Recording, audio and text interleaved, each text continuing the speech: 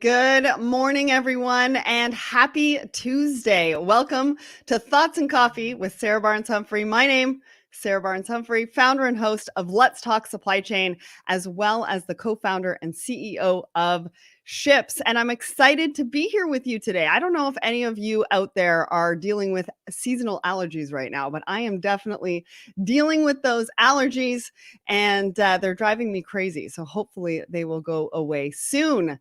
So let's start off with what is happening with Let's Talk Supply Chain this week. So I want to just share my screen, which I did not prepare in advance like I usually do.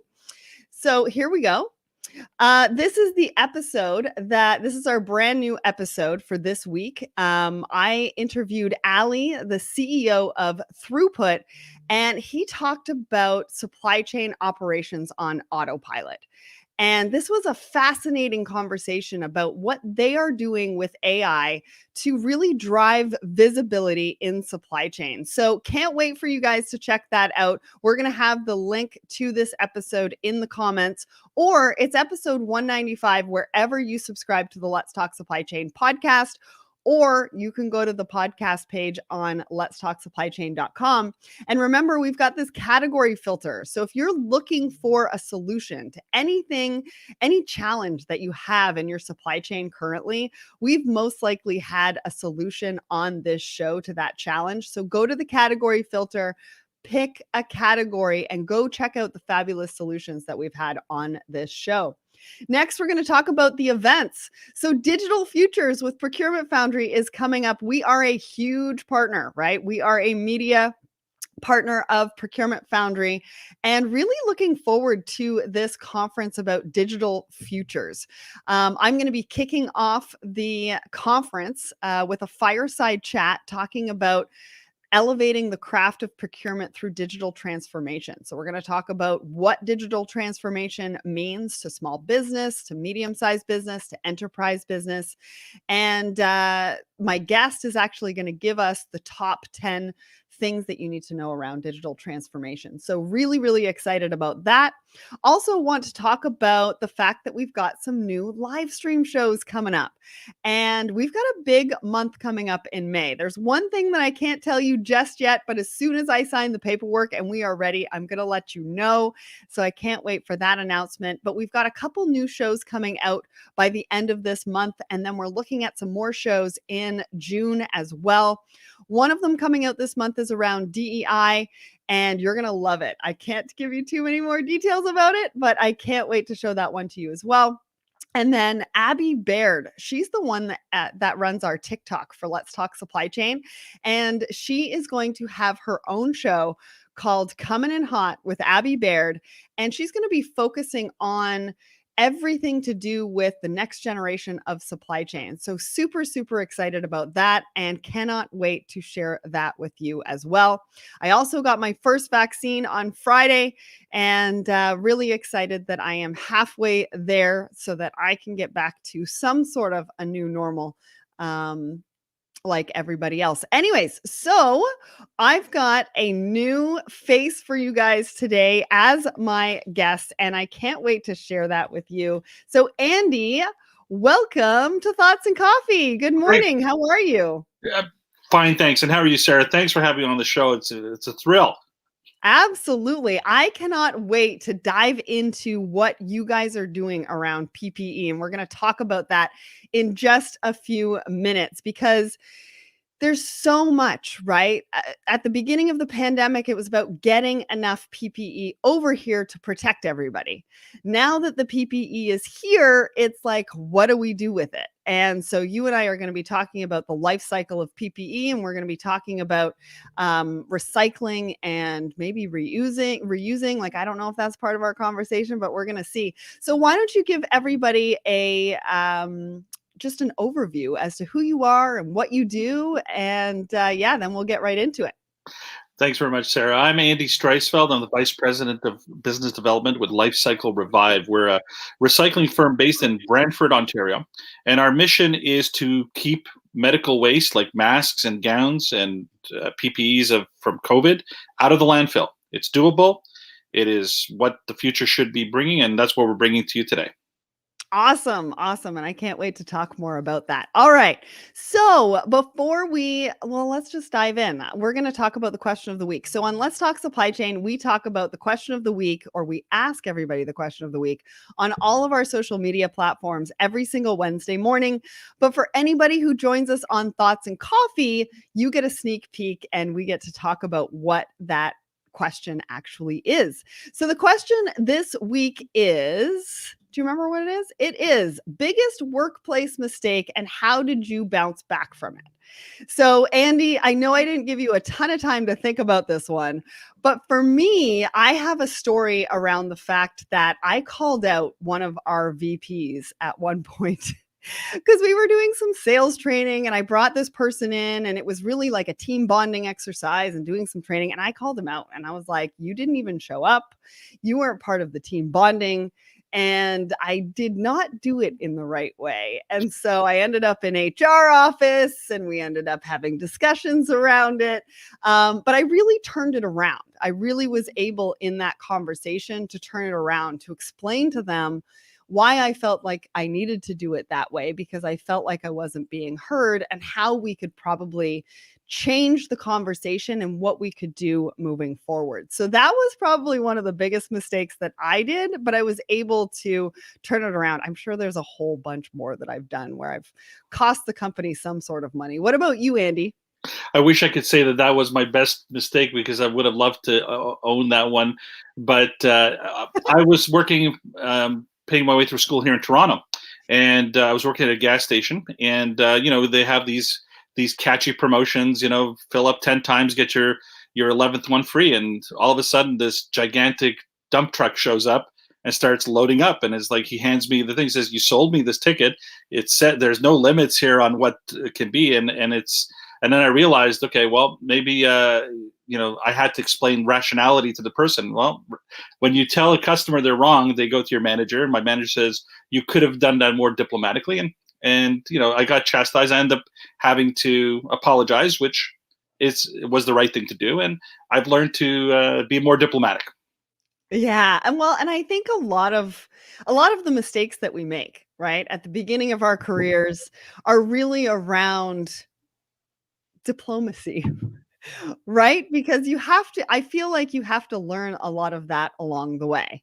Right. And you're only really going to learn when you're in that situation and you're able to sort of figure out your footing. Like, who am I? How do I speak my truth? But how do I speak my truth that's respectful, and being able to turn that around to make sure that we have a solution moving forward rather than just, butting heads. And I think that's a huge part of our journey in our careers. So I just want to say hello to everybody on my personal LinkedIn page. We've got Rhonda, we've got Jenny, we've Ben, Peter, Tim, Mervyn, Chris, Christopher, Kevin, Mohammed, everybody over on my personal LinkedIn page. Just want to say hi and thank you guys so much for joining us for this conversation today. All right. So the next topic of conversation is my Thoughts and Coffee post from Sunday. So as you guys know, we are doing a run up to our 200th episode. So it's the 200th episode of season 2. I had 68 episodes in season 1, but we're celebrating season 2 because that's really Let's Talk Supply Chain. And when I told a group of my friends and colleagues that, we have this 200th episode, we all got together. We did a very, very special episode that I can't wait to share with you guys next month.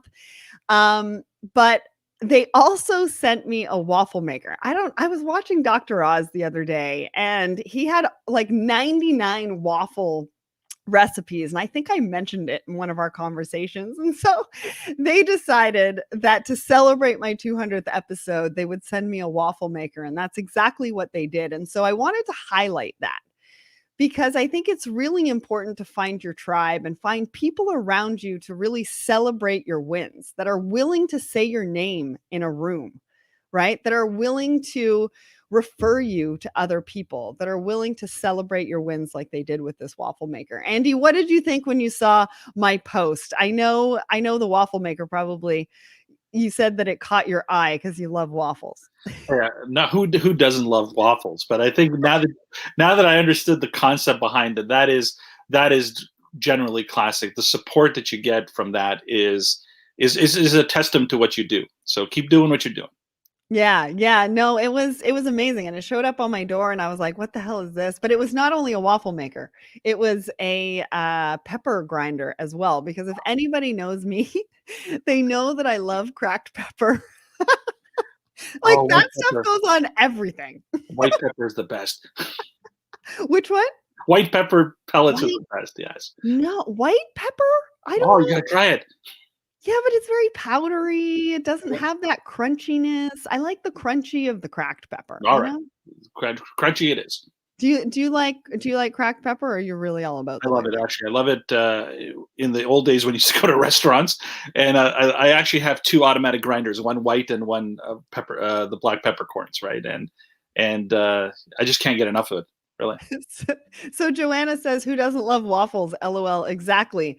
So I have to tell you, last week, so he had a recipe, and I didn't follow the recipe, but he had a recipe for a smoothie waffle. And Ooh. I thought, hey, like how hard can that be? Well, it was a complete disaster because I don't know what I didn't do right, but I did put some flour in there. I didn't put an egg in there. Maybe that was the difference. I've got to check his recipe. But it turned out awful. And I had to throw the whole thing out because it just did not work for me. So I'm gonna have to check his recipe. Sarah Scudder thinks that that's not the greatest, but I think a smoothie waffle is gonna be great. And then there's a falafel waffle that I wanna try as well. So right? I Yes. can't wait to try all of these things with my new waffle maker. Anyways, we are gonna get to our first hot topic of today because this is a big one. This is why Andy is here. We're talking about PPE. We're talking about recycling or reusing PPE. What do we do with the PPE now that it's here and people are using it and we're seeing it on the ground more and more often? So, Andy, I'm going to throw this one over to you. We're going to have the articles in the comments so you can follow along. But, Andy, tell us about this issue. Tell us about the challenge that we're having with PPE and what are you guys doing about it? The interesting situation was that this is a problem that's been long there with the hospital waste going to landfills. And when I was working in medical distribution, I was involved with recycling programs at the hospital level, and it was good to see that people are actually trying to reclaim the stuff. The 3 R's: reduce, reuse, recycle. Yeah. And right now with PPE, when the prime minister came out and put out this gigantic panic, we answered the call.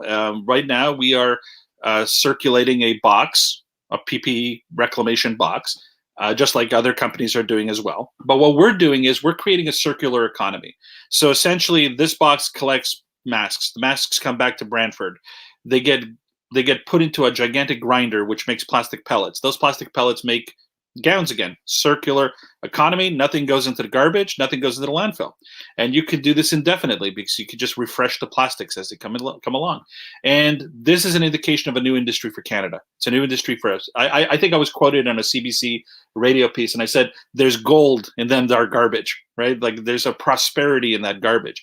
For all of us that complain about how expensive healthcare is tax wise, well, if we start adopting these types of recycling programs, we're going to save money in the long run. We're going to create industry in the long run, and that's going to help everybody involved. And this thing here it's a call to arms. So I would empower everybody who's out there. Let's pick up masks. Let's put them in boxes. Let's send them in. Do not put them in landfills. They are recyclable, and let's do something right for the environment.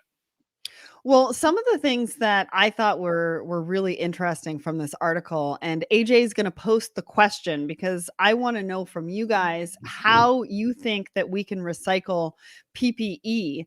Obviously Andy is the expert, but also want to hear from you if you have any thoughts on this.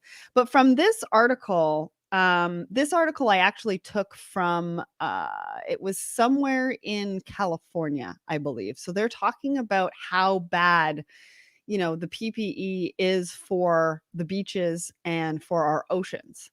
And because they were saying that mammals ingest it, they're made of plastic. They're saying that 1.6 billion masks will be in the oceans or were in the oceans in 2020. and it takes 450 years to break the PPE down. That is a really, really, really long time. One of the suggestions that they had suggested in this article was that you cut the loops on the masks before you discard them, because that will stop the mammals getting, I guess, caught in the loop that loops around the mask right here. Actually, I can just see that on this picture right here.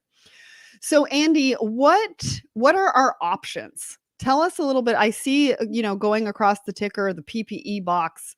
Tell us a little bit more about that. What are our options? What are our options personally, and what are our options professionally, or maybe as a business? So personally, it's exactly what you said. Like how many times have we recycled at home? We always rinse out our plastic bottles, for the recycling guy.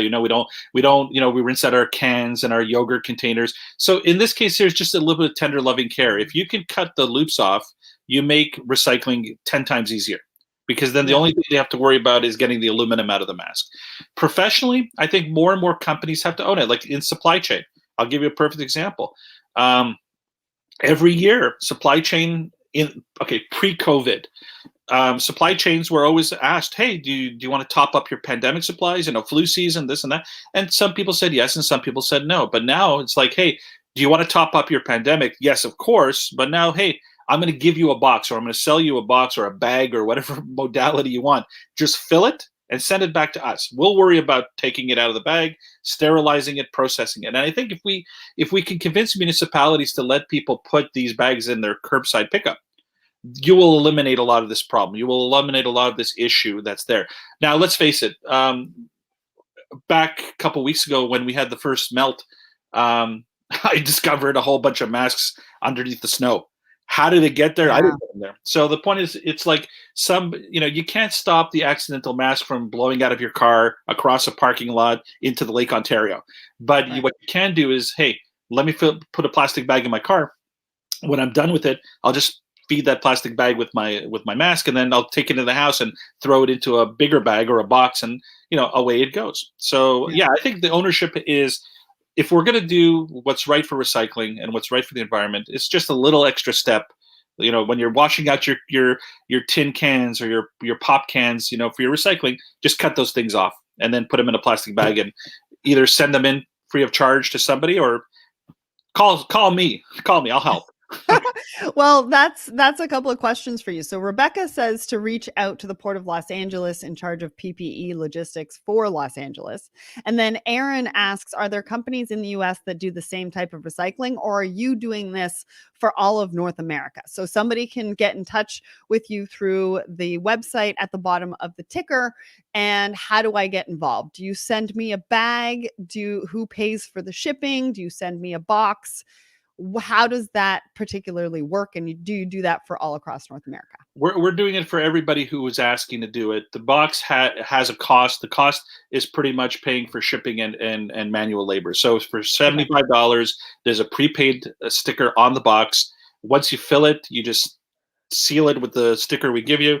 You call the courier company, leave it outside your door, they'll pick it up, no problem, and you don't have to worry about it anymore.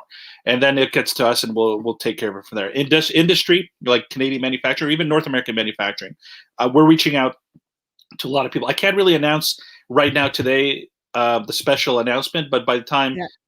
we talk again, there will be another announcement. But there are major retail chains who have actually reached out to us who really want to do this. Awesome. So the corporate philosophy and the supply chain philosophy is working. So just like I said, whoever can hear my voice, call me or email me, and I'll be glad to talk to you. Awesome. Awesome. I love that. And that's $75 Canadian, right? Canadian, that's a good 30% reduction for US folks. I just want to put that out there because at the end of the day, $75 Canadian is a lot less for those in the US as well. Dolores, you put Q in the comments, so I think you have a question. What is your question? If you can send us the question, I'll put it up on the screen and I'll definitely ask Andy. For anybody else who has any questions, please let us know. Andy is here. You can also get in touch with him on LinkedIn or at the website that you see along the ticker down there. I'm just checking my personal LinkedIn because I want to make sure that we get to any of the, okay. So Ben asks, are there biodegradable PPE that are okay to go to landfills?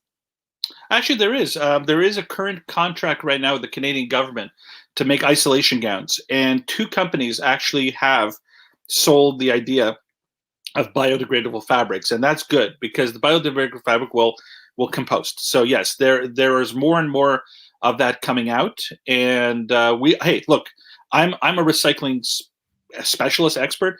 I would love to see the day that plastics doesn't cause any problems for anybody. So biodegradable, biocompostable, or even plastic recyclable, it all works in the scheme of things. So we just have to do it right and keep the environment going. Well, I want to keep this conversation going. I'm going to change it kind of away from PPE and to food waste, but they all are linked together because I think this is really important. And then the last topic, we will talk about a shortage that is happening that might be affecting you. But let's talk about this article first, which is about Lumi. So I don't know if you guys have ever heard of this. You guys know that I love the hustle. They're talking about how they are tackling food waste with a home composting machine. So the question that I have for you, and AJ, I'm mixing this up a little bit. So it's question 3. Do you compost? This is a big question, right? I mean, there have been a lot of ways that we can compost. One of the things that really caught my eye with this particular machine is that you can actually put biodegradable products into this machine with your food waste, and they will turn it to soil. So when you saw this, Andy, what did you think? Like, did you think about how this has to do with PPE and how we're looking at more creative ways to really be able to compost, reuse, recycle? Yeah. So what did you think? No, definitely. Beyond the fact that I was concerned that somebody wasn't eating their zucchinis, and that was really hurting my heart because I love zucchini. At the end, the concept is perfect for biodegradable. This is actually a technology that we should actually reach out to these manufacturer who's making this machine and see if they can make something bigger. Because yeah, if you Yes. can turn, like, the question, the answer to your question is yes. I really am excited about this because when you figure the other alternatives for wasting garbage, like to getting rid of it, is that a lot of people right now are sending it to biofuel, which is good for the economy in a sense, but it's bad for the environment. This Mhm. looks like a great solution, and I would like to do more research on this because this could be something that could be a game changer. Well, one of the things that stood out for me in this article was that 96% of large companies report their own sustainability efforts.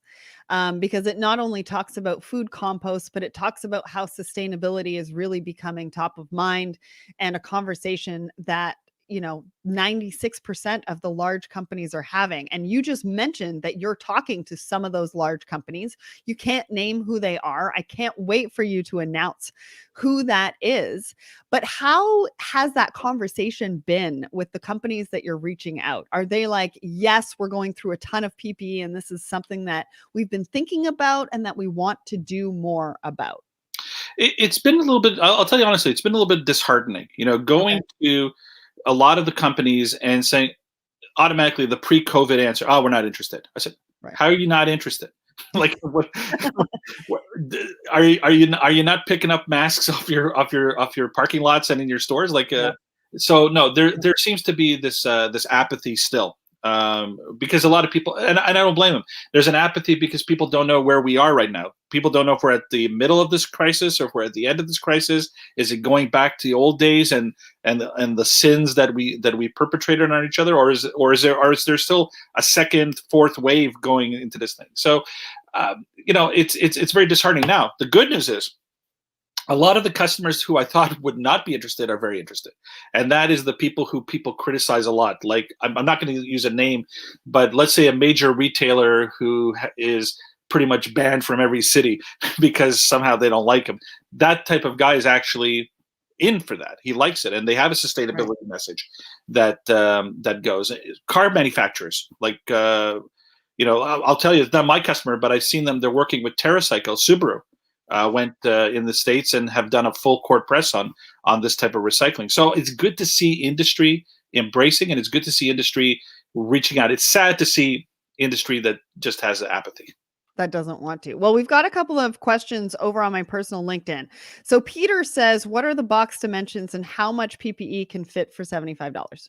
All right, so it's 11 by 11 by 40. It's a little tall tower. It's a bit tall tower, and it can hold 20 pounds of PPE or 1,500 masks.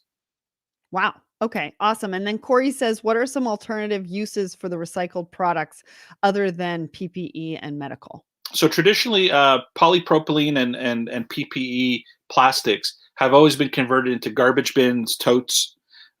They've been turned into a lot of the plasticware that you see in a dollar store that you would buy from China, like plates and cups and mugs. So yeah, there's a retail, there's a commercial, and then there's a medical application to it. So theoretically, you can make anything from the plastics that we recycle.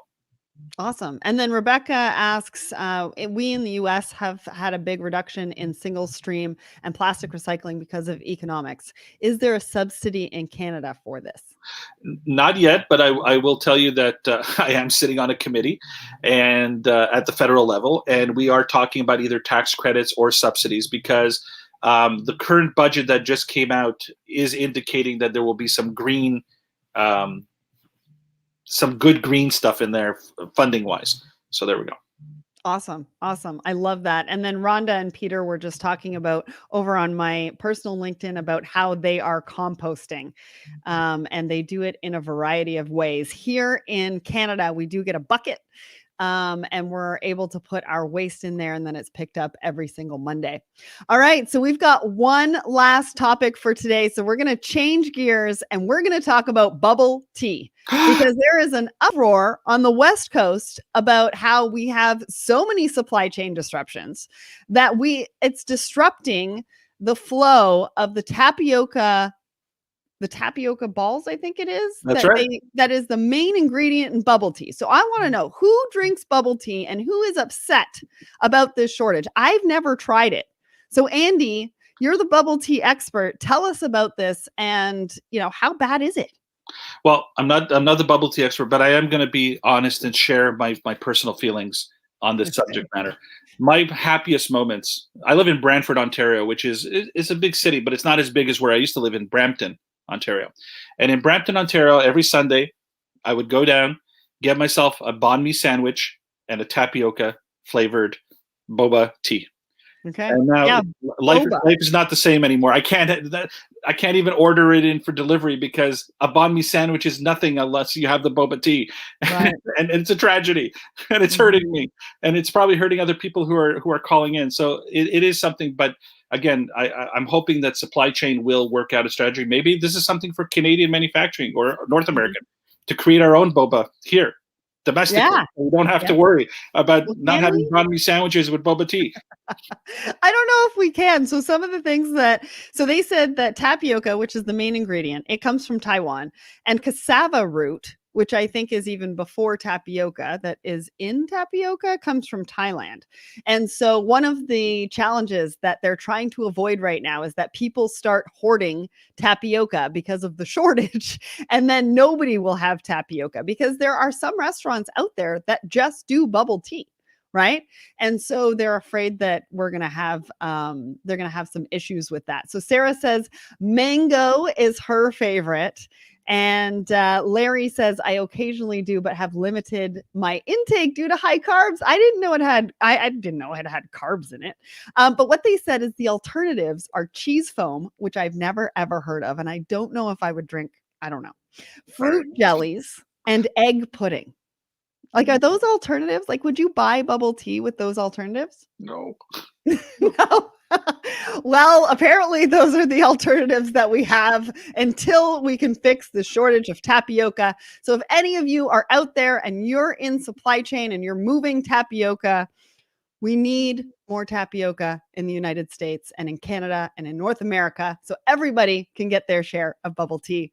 Listen, I am so excited to have Andy on talking about recycling, reusing PPE. Really excited about what you guys are doing. I would implore you, AJ, yep, that's right. Change the ticker. Please go to that website. Go and check out what they're doing in regards to PPE. And get involved personally, get involved professionally. And so thank you everybody for joining us today. We are, Peter, 7 seconds. Okay. I am ending this on time today. All right. Andy, thank you so much for joining us today and talking about PPE and what you guys are doing. Sarah, thanks for having me. This has been great. Awesome.